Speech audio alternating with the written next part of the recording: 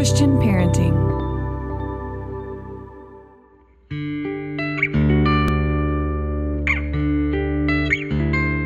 Aloha, friends. Welcome to the Boy Mom Podcast, powered by Christian Parenting. I am Monica Swanson, mom to 4 boys, podcast host, and author of Boy Mom, What Your Son Needs Most From You. Here on the podcast, it's my goal to bring you practical advice and biblical wisdom for raising boys in this sometimes crazy world. You can always find show notes over at monicaswanson.com/podcast. I'm so glad you're here.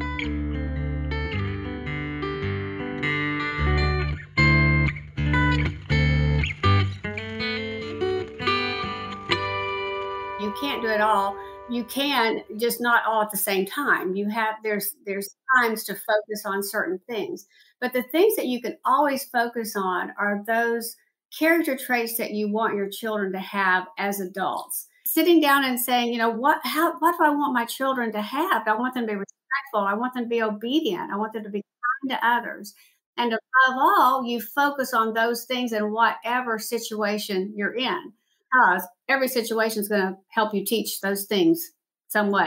Just coming home from school with a carload of kids and everybody's going crazy for a snack.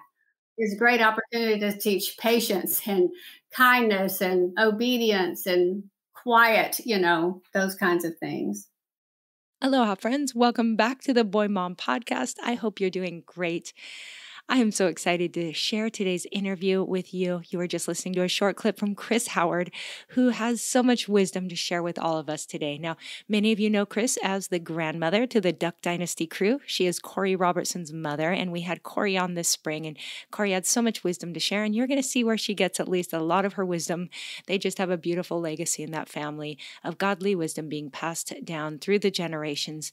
And as I talk to a lot of women, one thing I hear over and over is how we crave mentors. We just need the wisdom of those who have gone before us, who have walked through some of the things we walk through, even if it looks different, since our world is ever changing. Still, there is timeless wisdom that we can gain from mentors. And so I encourage you, if you don't have someone in real life that you talk to, seek that out, pray for it, because I think it makes such a difference. There are a few different women in my life who I turn to, who I try to meet with in person or at least in emails and phone calls that just can speak into my life coming from a perspective that is so refreshing. I think when you're in the thick of it in motherhood, sometimes it's hard to see the forest for the trees. So mentors are just an important part of life for all of us. Well, whether or not you have a real life mentor in your life, today you get a mentor. I wanted to bring Chryss on to just ask her some questions. I've been listening to her podcast, Rockin' It Grand, which I think is terrific, not just for grandparents, but for anybody. She has so much wisdom in there. But I wanted to just run some of the topics by her that I've heard her talk about there on her podcast and other things that I know us moms just want to hear from somebody who's gone before us. I think that everything Chryss shares is encouraging and inspiring, and I think you're going to feel the same way. So before we hop in, I just want to remind you that next week, Monday, June 1st, the doors to the character training course are going to open again, and it is a summer sale. So be sure to grab the link in show notes over at monicaswanson.com/episode-107. And you can always go directly to the course page as well, which is monicaswanson.com/character-course. You can check out the modules, see everything that's in there. But you guys, this course launched for the first time in the summer of 2020, and the feedback I've been hearing from families all over the world just blesses me so much. I am thrilled to hear that this course is everything I hoped it would be. People are finding real change for their children and their entire families.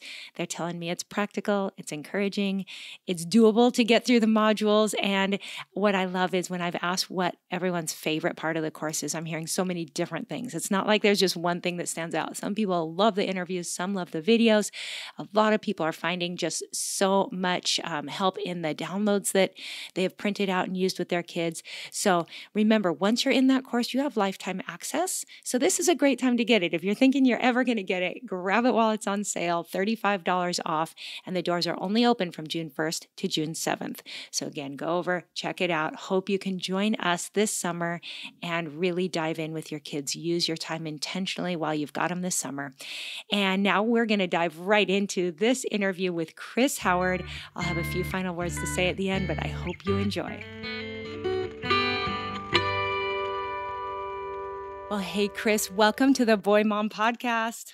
Hello, it's good to be here. We are so excited to have you, and you're following just a few weeks after your daughter, Korie Robertson, who was with us and had so much wisdom and experience to share, but there's no doubt she gets it from her mom.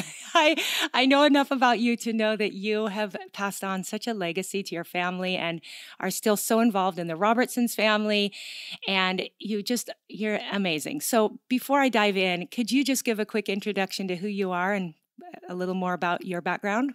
Yes, I'll do that, and thank you for that compliment. And I'm not so sure about Korie. She's my one I said was born wise. My whole soul from even when she was very young. So she is a precious mama, as my other daughter is, and my son is a precious dad. But I do have 3 kids, and I have 14 grandkids, and I'm soon to have 5 great grandkids. So we are a big, busy family, and I love that. My background is education. I was a teacher, which I was my dream and wanted to be. And I was that, and I love that until my husband and I decided to have a publishing company, a Christian publishing company. And he started it, and I still stayed teaching for a couple of years and then joined him in the publishing company and just learned a whole lot about publishing and editing and all that sort of thing. And then we eventually sold that to Simon & Schuster. And so we've been married. This will be our 50th anniversary in December. Woo! So we're wow, thrilled about that, and have a big family and just love being the parents and grandparents of this big family. Oh, so awesome. And you all live pretty much on one street, right? You're all close together? We do live close together. Not all of us, but a good many.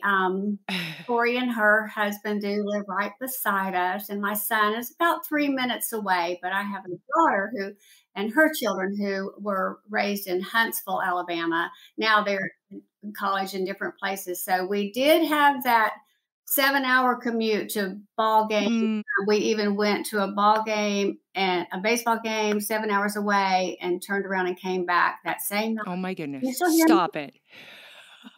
That's crazy. We've done that long distance grandparenting thing as well. And then have those who are just in our house every single day. Life is never dull. That's right. Oh, I love it. You're just like the dream grandparents to drive that far for sports. That is just so cool. Okay. And then also, please tell us, well, first of all, you and I chatted a little before we hit record, but with your background in publishing, you have not only written your own books, but you've been a big part of helping others in the family write their books, I know, and sometimes without a lot of recognition, probably. So people don't realize how busy you've been in the book world. So I love your writing and have been so encouraged by that. But also, you have a podcast. Can you tell us about that? I do have a podcast. I started a podcast about a year ago. Well, I've been in radio for over 10 years here, just local radio. And our name for that was It's a Mom Thing. And we just, minister to moms and encourage and inspire. That was our whole goal of that. And after 10 years, I decided it was time to move on and wasn't even thinking about a podcast, which is crazy because everybody's thinking about podcasts. But I really wasn't. And I had a friend who's done some different events with me. She's a comedian and a writer and just the best spiritual leader. She approached me about partnering with a lifestyle site and to help grandparents just to encourage them and again, inspire them and just say, here's what we're doing. What are y'all doing? Just to build a community. So we did that. We called it Rocking It Grand. And then an organization in Texas reached out to us called Christian Parenting to see if we were interested in a podcast. And we were like, well, okay, I guess we could be interested. She had also done radio for 10 years. And so we started the podcast and it's called Rocking It Grand. And the very cool thing about it, I think, is that it's starting now to touch younger women who are approaching us, texting us, messaging us and saying, we're loving your podcast. It wasn't necessarily for me, but I'm learning so much. So we're trying to direct our podcast as well as our lifestyle site now also to mentoring young moms and, new grandparents, old grandparents, kind of everybody, every phase of life that we've walked through. Right. I'm so glad to hear that, because as I've been listening to your podcast, that was my thoughts is I think this is for grandparents, but the truth is us younger moms really need this. And so I was hoping that you're putting it out there for the moms as well as the grandparents. And I just want to tell anyone listening that if you want wisdom, these are the people to listen to. Forget forget us who are in it now. Listen to those who have gone ahead of us. And so I just love your podcast, and I agree the two of you are so much fun and so real and yet so full of wisdom. So it's just a really a great podcast. I highly recommend. Thank you so much for that. Sadie talks a lot about finding a mentor and all of the work that she does. And we've talked about it before. And I've told her when we were growing up, that word mentor wasn't even a word. We didn't hear that word, but that doesn't mean we didn't have a ton of them. We look to our moms and our grandmothers, and we look to the women in our church leaders. And those women, they were our mentors, even though we didn't use that word. We looked Isn't at that them interesting? and we were able to Yeah. say, okay, that's how they do it. Okay, I get it. I can do that. Yeah, I love that. I wonder if that word wasn't a thing because it was just such a natural part of life. And now we're having to kind of create, we use the word because not enough people are doing it, maybe. I really think that you're right about that, because even back 20 years ago, I was talking about how the change of when my mother was raising us, the women in the neighborhood would get together and fold Mm. clothes and have Mm. coffee. And sometimes they would play bridge. We'd come up from school and they'd all be sitting in the living room playing bridge. But nobody does that anymore. No, So you're right. no. We have to create that space. And again, that's being intentional about finding those people. We have this mass amount of communication, yet we don't communicate with the people across the street. So So true. that So is true. different than parenting 50 years ago, where you had each other that you could lean on and trust people's advice. So today, we don't have that. Oh, I agree. And I think we've just kind of lost that sense of community. And of course, the pandemic hasn't helped that any. And so I just would love to think there's hope that we can move in that direction again. Although with technology and everything else, I think it's going to be an upstream swim to get there if any of us are going to do that. So good encouragement. Well, it's one of those things my mom says, it's always hard to go backwards. We look at things that we did in the past that were good things, and we will not go back to that. But that doesn't mean what we go to isn't going to be good. It can be great. We just have to Yes. create that in the way that it is in 2021 and 2022. Mm. It's not going to Oh, be 1953 again, but it can be if we're intentional about creating those same things. We look at things that were really great and done well. And I remember when I started parenting my kids, and a lot of new books had come out by then. Now it's just so many, it's overwhelming. And I contributed that with my book, Strong and Kind, of course, and other things.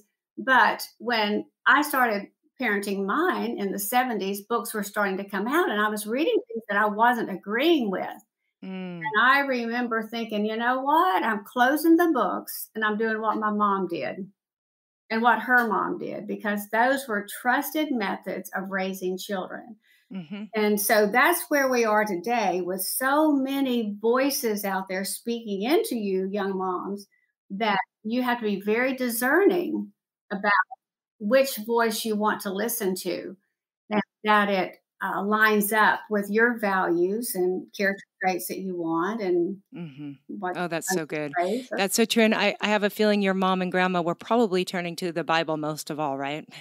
They did a lot. Now, Yeah. my grandmother was a very strong spiritual leader, but my mom and dad didn't come into their faith until I was about 5 or 6 years old. I can remember them going to church and being baptized. That's very clear Mm. in my brain. But from that point on, they were faithful followers of God, and the ones always at church when the doors were open, all 6 kids dressed up in the little shiny shoes and hair Hmm. done, that sort of thing. So, yes, that was definitely how my parents chose to raise the character traits that they wanted in us were I love it. based. S- Yes. So that makes me curious. Since they were, big church people, did you want to walk in that from the time you were young, or did you go through a rebellious stage? What was that like for you? I did not, but there are 6 of us, so I cannot Mm. name names, but in the 6 that did walk through some, Hmm. difficult times as kids do, but for me, I did not. That just wasn't even my personality type, and, it wasn't difficult for me. I did discover Christian camping when I was 14. The camp, I don't know if Korie talked about that, the camp that our family still works with. I still direct the summer camps. Yes. So that helped me stay strong. And back in those days, in the late 60s, this was all kind of a new thing too to go to a Christian Yeah. camp. I was like shocked that there were that many people who said they love God. I love it. That helped me. And, it was just, I've always had a strong faith in God, even as a little kid. So one of those things don't know where to answer, but God just Yep. put that there. Yep. And it sounds like your parents had an authentic transformation, and probably, though I'm sure it was imperfect and they were young in their faith, you got to witness them walking it out sincerely. Yeah, that's for sure. And not just, they were young in their faith, but they were old in their wisdom. I Hmm. look at them even as young parents. And of course, Daddy, like so many of those men, had served in wartime in the Korean War. Mm, My yeah. I didn't see him for a year. I was a year old before I saw my daddy, or he saw Mm. me. And Wow. my mom, you grew up quickly in those years, and you did what you had to do to raise your family, and that's what they did. So they had handed down to them very strong, godly character traits, even though they were fairly new in their own walk. They had walked it through their families too, with just making Sure. their own decision. Oh, that is so Okay. awesome. Well, I have kept a little list of topics that you've touched on in your podcast and that I know that you have spoken on. And I could probably keep you for a long, long time just sharing some of the wisdom that I've heard you share. But if you don't mind, I would love to touch on a few of the topics that especially have come up the most with my podcast listeners, things I know are on people's minds. And so if you're all right with it, I'm just going to start throwing out a few questions for you. All right. Yes, that's awesome. Okay, first of all, you have done such a good job of pointing moms to the big picture. And I know I've got a lot of moms listening who are in the trenches. They've got toddlers or maybe teenagers. It's just a hectic season. So I think you shared a little analogy that was really helpful to me. But can you talk to us about how we can gain a big picture vision? I think the analogy you're probably referring to is the basketball court, because we're a big basketball family. Even Same. though Dad served in time in the Korean War, he played basketball for the Marines. He was part of the entertainment troops. So that's handed down to our family. But one thing I've noticed, I've watched how the little point guard, as she is guiding the team, she has to be aware of every single person on that court. She cannot, and I've heard my brother, who's been the coach for many years, say, don't look down at the ball, look up. You have to look up and see the big picture for you to reach that goal at the other end. If you continue just looking down at the crying babies and the Hmm. mess that's always in your living room, and the arguing when they get older, where they reach those years where it's just like a constant argue, and you feel like, why are y'all arguing? You love each other, don't you?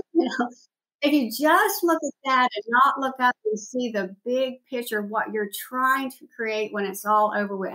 And that means let your brain go all the way to being married 50 years and having children and grandchildren and great grandchildren. Yes. Because if you want to Yes. attain that, there are things the choices you're going to have to make to get to that Mm. goal. Just like any athlete, if they're on the basketball court or they're running, whatever, just the same thing. If you can put that in your brain, if I want to be able to be that, I have to do Hmm. this to get to that. Oh, And it's going man, to be some rough days. Yes, but I just love that so much, and that is so much my heart. And in my book, Boy Mom, I even talk about in one of the sections is on kids and raising kids to be healthy, physically, nutritionally healthy. And I even talk about how I get kind of weird, and I go in my imagination to like the day that my kids are all grown and they bring their kids home for Thanksgiving, and I'm looking around the table and I'm like, are my kids healthy? Are they emotionally healthy, spiritually healthy, physically healthy? Well, to get to that place where they're going to be adults living a healthy life,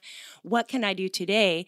So I just do this. I love to use my imagination to really gather that vision for the future. And yet it means so much more coming from you because you're just that step ahead of where I am. My oldest is 21, but I just love that you focus on that. And I also love that you're a grandma using a basketball analogy. It's so good. That's crazy, I know, but I'm a real athlete Yeah, I can tell. person. Yeah, as you can. Everyone should follow your Instagram. I love seeing you in your workout clothes. You look incredible.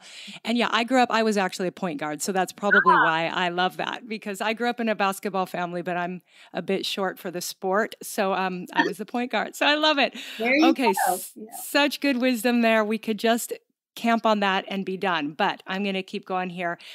Can you tell us what you recommend we focus on then? What are the things that matter most when you're in the thick of it to keep your eyes on for the future?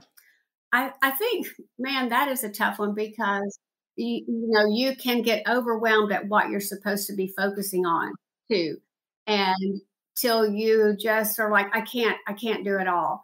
And I know Korie probably said this she did her podcast with you because we both like to say you can't do it all. You can, just not all at the same time. There's Good. times to Yeah. focus on certain things, but the things that you can always focus on are those character traits that you want your children to have as adults. um, Kindness, being courageous. And they're not going to all have that at this. I was the shyest child that walked. I'm not sure I started for the fifth grade. And Hmm. but I had a mother, and my older sister, just 1 year and 1 day older than me, who doesn't have a shy bone in her body.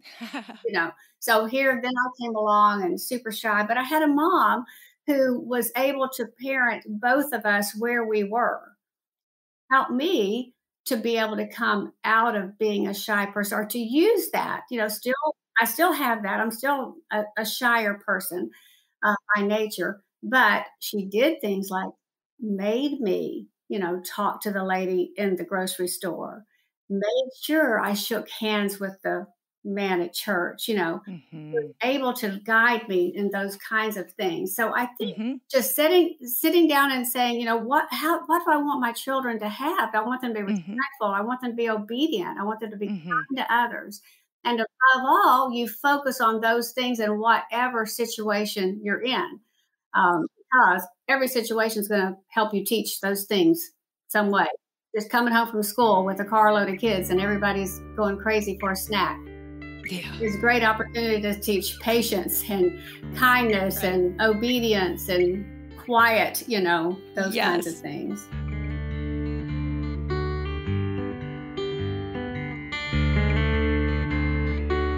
Hey guys, I hope you're enjoying this conversation. And I want to pause real quick to thank this episode's sponsor, The Good Book Company. I love working with The Good Book Company. They have so many awesome books. And we are talking today about the Big Questions series. Oh my goodness, what an important series. You have to hop over to show notes to see these awesome books. But it is a series of books that walks kids aged 9 through 13 approximately through what the Bible says about some of the big questions of life, such as why does God let bad things happen? What happens when we die? And how do we know Christianity is really true? You guys, these are the questions that our kids are wrestling with, whether they bring them up or not. I guarantee we've had conversations about all of these questions with all of my boys. These books are written by a Christian studies teacher and school chaplain with experience answering the big questions tweens ask. You can learn more at thegoodbook.com. Again, thegoodbook.com. There will be links over in show notes and images of the books, but I cannot say enough about how important these things are to walk through with your kids. You want to be the one they talk to about these things. You don't want them go exploring on the internet or talking to their friends. So get these books, walk through them with your kids. I think you will be so glad you did. And now back to today's conversation. I'm going to hop down now and touch on one of the podcast episodes I listened to recently of yours about manners. Can you just speak into our little lives about manners and kids and manners? Do manners matter anymore? Man, I just think they matter so much. I just really think sometimes manners make the difference in who's even going to get a job. Yep. Like how that person has manners when he meets that person he's being interviewed. So on that kind of a secular level, yes, it's very important. But manners are also those things that tell people that you love them and you respect them, because that's what a good manners are. Whenever, of course, we're in the South, so we say yes, ma'am, and no, ma'am.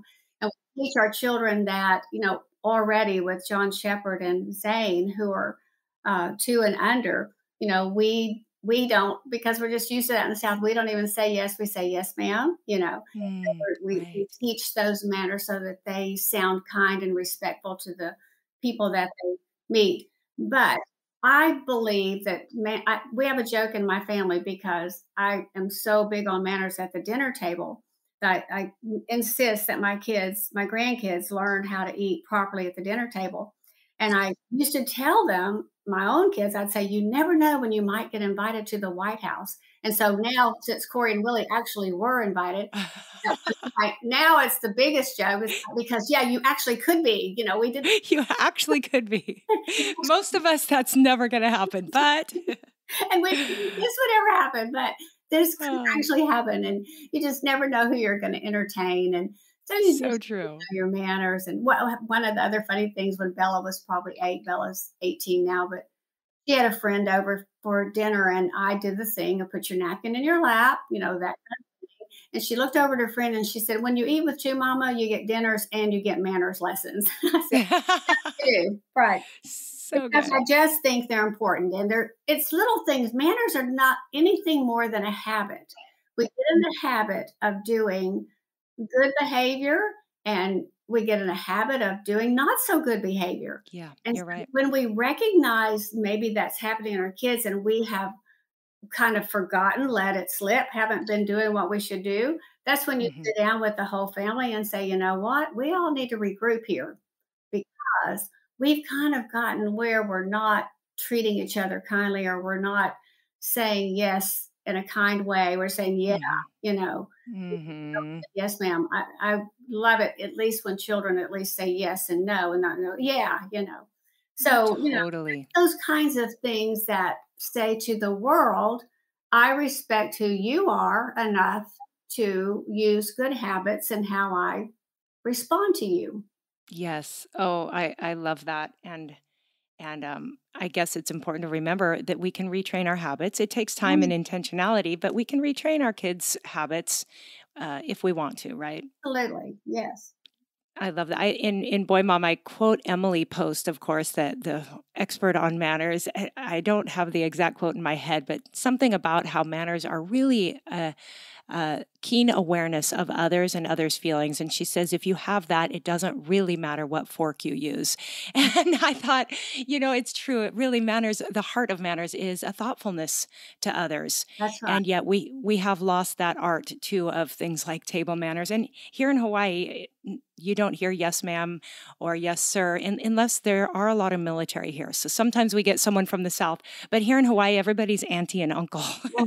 Yeah. And so people just, and I think sometimes kids get lazy and don't learn people's names first or last. And it's just, hey, auntie. So it's a little casual. It's not quite like the South, but it's something. Yeah, that's okay. You have to bloom where you're planted, and right. It's the manners that are important where you are.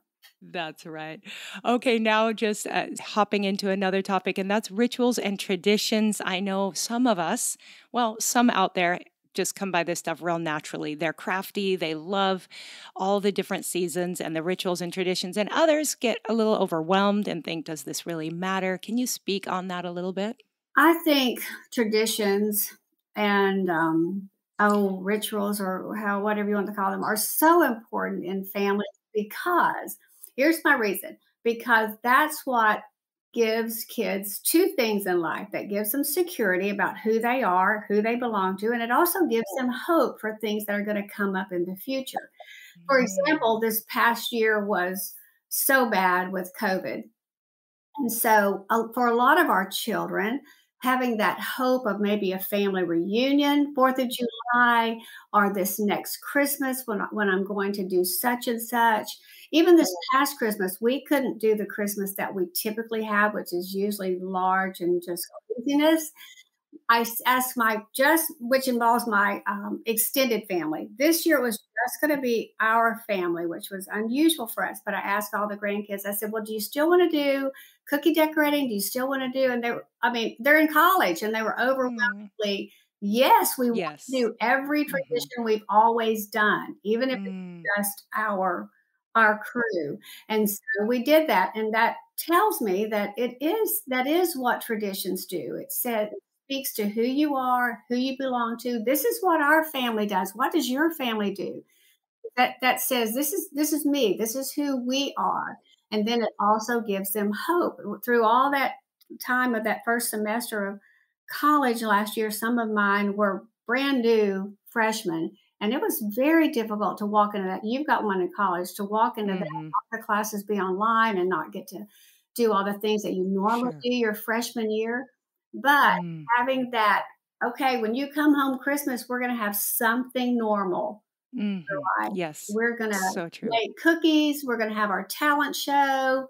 We're going to open presents, all those things. So I believe traditions are very important. At the same time, we always say in our family, we don't want traditions to ever be binding so that everybody's miserable trying to keep all of them, you know? So true. Yes. Because as the generation now, we're 5 generations because my mom is still alive, and not she's not just alive. My mom's very active. She does the whole brunch, cooks for everyone. She'll be 90 Easter Sunday. She's amazing. So as Oh, you add amazing. generations, you add other traditions, as you add spouses, in-laws, but you add those things. So then you have to be very mindful that you're not so overloaded in traditions that are fun that everybody's just like, oh, I can't get to everything. So Yes. we're very careful in our family to just each year kind of regroup. Is everybody still on board for this? What do y'all want to do? Sure. I tried to walk away from what we do Christmas this year. I said, I'm probably going to do what we do at our house 2 more years to my youngest grandson, graduates from high school. I was kind of laying it out there to my grandkids. And you'd have thought I had jumped off a building. They were like, what are you thinking? Like, well, y'all are going to be married in other families. You've got other things. They're like, no, we're still coming to your house. Okay. You were too good at it. We'll just keep talking, I said. Just Oh, figure it out. So oh. I'm just saying that to say, be don't ever let it make your traditions be binding so that everybody's not able to attend. Also, don't be afraid to change. New traditions can start. If you don't come from a family of tradition, you can start them and move forward. I love that for sure. And I think, yeah, as our families grow, just being open to bringing in other people's traditions too and giving it a shot. Well, that's fun. And that I think leads me to one of my final questions. Like I said, I could keep going all day. So maybe we'll have you back again. But you and your mom are just so good at being fun, at celebrations, at like we opened with just traveling to watch kids' sports.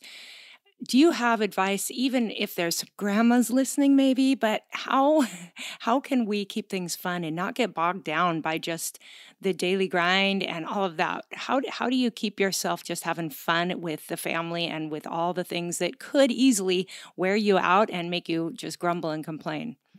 I think that, having something fun to look forward to is just the fun part of life to me. I just, we do the everyday, but next weekend, we're going to do this, which is going to be super fun. We're all going to go do crawfish, or we're going to have somebody's birthday, or or whatever, those kind of things. So for me, I think everybody does have different personalities. I'm always ready for a party. Uh-huh. I love to have people come over to our home and do things. My mom is just when COVID hit, quit having a house church at her house on Sunday night. And at even her age, she'll, like I said, she'll be 90 this next weekend. Incredible. So I come from a great leader of that. And that is my personality as well, to want to entertain and have people over and do fun things. And but then, I've also learned as I've got older to be able to step away and let the younger ones do things too. Hmm. Um, Yes. that's great. I love it. I just talked to one of my granddaughters who's at Auburn, and she's coming home in a couple of weeks. And she said, I'm coming a day early because I want to make such and such. She's stepping into that role. The kids are all stepping into that role of what part can I play in the weekend fun, I love it. I don't know if you're an Enneagram person, but can I guess that you might be a 7? You could guess that, but I'm confused about what I am. And I tell the kids, of course, I am an Enneagram person, and we've gone through it a million times, and we really can't pinpoint me. And I told them, I think it's just because I'm old. And when you're old, you've done so many things. You have to go back and take it like as if you're 10 or 14 or something. Maybe. I don't know. I'm picking up some 7 vibes there. And my mom is for sure. And that's what I love about her is that as she ends one exciting adventure or vacation, she's already planning the next. And in the middle of COVID, she was sending us, different travel brochures and things, dreaming about the things that we might do when this all ends. And I just love that that's kind of how she keeps going, is dreaming of the next adventure, the next party. And so it's just a good way to live. I love it. I think you and your mom and I would have some things in common, because like right now I'm currently planning a birthday party, Easter celebration, a grad party, our vacation in December for our 50th. So yes, I'm kind of maybe so. Maybe I need to go back and look at that 7 again. I'm pretty sure. Yeah. One of my sons is a 7, and my mom and he always say, I know you. I know you. They just get each other in that special way. So yeah, my son wakes up each morning and has to think of something fun to look forward to that day to help him get through his schooling. And so it's good. Okay, well, I've taken enough of your time for now, but I am so encouraged listening to you. And I just hope all the listeners here will check out your podcast and share it with their parents. I mean, it's really for all generations. And I think that's what I love about it. Now, we've talked with Korie about the book Strong and Kind, which was written by she and Willie and you. Now, there's not specific places in the book that says it's written by you, but I have a feeling you are a part of this whole book, right? Yes, I was a part of that whole book. And as we talked earlier, as my background was publishing, and Mhm. just a God thing that He put me down that journey so I could help with this journey when Mm. Willie needed Yes. a book, and Miss Kay and different ones. And so, yes, the bad thing about me is I don't have a great memory, which is essential to write books. So Korie and I together are able to just like remember things and things the kids did and how we handled that and walked through that. And so we did write that together. And then Willie came in and added his His voice. his voice, and then I just Super fun. edit that a little bit, but he's Just great. a little bit. I love it. Yeah. Well, one thing I loved in the book that I just wanted to point people to is at the very end in the appendix, there's a Howard family legacy of principles for living. And there are 57 things here. And I just thought maybe you could tell us where these came from, how you determined what to put on that list. Well, we started that. This is my husband's idea, and he's not the planner of family things. He's a Wow. business guy. But Mm-hmm. he thought of this. We were on vacation with the kids when the kids were young, probably early elementary age. And he just came up with this idea that he wanted us to have a Howard family legacy for living. And he wanted us to write down every vacation we took. He wanted us to be intentional about sitting down at some point and thinking of those things that were important to our family. And we wanted those to be our family legacy or life principles. And that's how it started. And the kids would just call them out. We would write them down. Mm-hmm. We'd look back over, do we have that one? yet? And does it sound different enough? And that kind of thing. Mm-hmm. And it got kind of funny through their teenage years because Johnny would say, okay, everybody in the front of the condo or whatever, we're going to work on Mm-hmm. pregnancy. And that's when you would have a little bit of the rolling eyes and I'm not Yeah. kind of thing. But after we sat down, every single time, everybody just loved that, just that conversation and thinking about who we wanted to be, all of us as a family growing up together and what we wanted to leave to our kids. And so in the end, we ended up with these 57. Mm-hmm. I can't even remember, when we stopped that. He would Right. always read over the ones we already had, and then we would keep going. And Well, I just think they're great, and there's so much good stuff in there, and I'll put a few of them in our show notes so people can get an idea, but hopefully everyone can get the book as well and see them. But what this inspires me to do is sometimes I think we think of a family mission statement or all these different things that some people are really good and organized to do, and it can overwhelm us to try to nail that down. But to start a list like this and to know that it's something you can build on over time is so doable. So I think this is just a really great idea. thank you. I mean, I really do too. And now, of course, it's one of those things that you get to the end of your life and you're even more grateful that you did, Hmm. you know? Absolutely, for sure. Well, Chris, one thing I love about you as a grandma and great grandma, my goodness, is that you are active on social media. So tell us, for everyone listening who wants to just hop on and find you on Instagram or somewhere, where can people find and follow you? I am active on social media. My grandkids would probably wish that I wasn't so much. I try to be very mindful of them. I try to be, but I'm just at Chrys Howard, ChrysHoward, at Chrys Howard on Instagram, and Chris, I think Shackelford Howard on Facebook. And I don't Okay. Twitter that much. I'm not a Mm, Twitter. I me either. have it. I just don't do it that much. But and then my website, Rocking It Grand, and that's just rocking like a rocking chair. We say it's kind of both things. That as we one of the first things we want to do with our grandbabies is rock them, but Mm, we also want to keep on rocking. rocking. So good.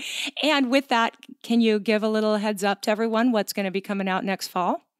Next fall, we about my book. Is that where we're? Yes, exactly. We Yep. do have a book coming out, and it's 18 game-changing ideas for grandmothers because being a grandma, you're a game changer just by being the grandma. That's the beauty of a grandma. You really don't have to do a whole lot. Just love Hmm. them and hug them, and your Mm. kids adore you. But Shelly, my good friend Shelly Tomlinson, and I wrote this. We came up with 18 things that we just think will like up your game a little bit, Hmm. change the game So good. for all those grandkids in your life. I love it. That just inspire the grandparents. Their role is so important. And my boys have been so blessed with awesome grandparents on both sides. And the book is called Rockin' It Grand, right? Just like the Mhm. podcast. That's it. We even have our Terrific. picture on the front cover. We're like, wow, Woohoo. awesome. Yeah, Well, you're both so beautiful. I'd put my picture everywhere if I were you. you're so sweet. Thank you. I mean it. I wrote a grandma book. This is funny. Back in the publishing company years ago, called Hugs for Grandmas. We had a line of books called Hugs. Some of the people out there listening may know we sold. I don't know, like millions of them. But anyway, I wrote one called Hugs for Grandma, and I was a new grandma. So I was a young grandma. Now I'm not a young grandma. And in fact, I was so young that they wouldn't use my picture on the front cover. They used my mother with my grandchildren on the front You cover. look too young. Oh, And I goodness. What thought, a problem. What a good problem. you're both sweet, but then, hey, I missed out on that cover. So now I've got Oh. Oh, that is so much fun. Well, I love talking to you. I wish that I could live down the street from you too and come over and bake cookies and glean from your wisdom. But I sure appreciate you taking the time to talk to us today. Thank you so much for having me. And I can't wait to read Boy Mom. I've got to go get that Yay. book. Well, I'll make sure you get a copy. So Thank thanks for being here. We'll hope to have you back another time, and God bless you. Aloha. Okay, friends, isn't she just awesome? Doesn't she inspire you? I want to be a grandma like her one day, a great grandma like her. Oh my goodness. Do be sure to check out her book when it comes out, and let your parents know too about the Rocking It Grand podcast. It's just such an important thing, I think, to encourage the grandparents out there, but also for us moms to be gaining wisdom from the grandparents out there. So again, hope you enjoyed all that. Find show notes at monicaswanson.com/podcast. This is episode 107. And friends, do not miss your chance next week to be a part of the character training course. So to find out more, go to monicaswanson.com/character-course. Check out what's in those modules. Share it with a friend. I think this is something that could be the highlight of your summer for sure. So thanks for being here. God bless you guys. Have a wonderful rest of your week. And until next time, aloha.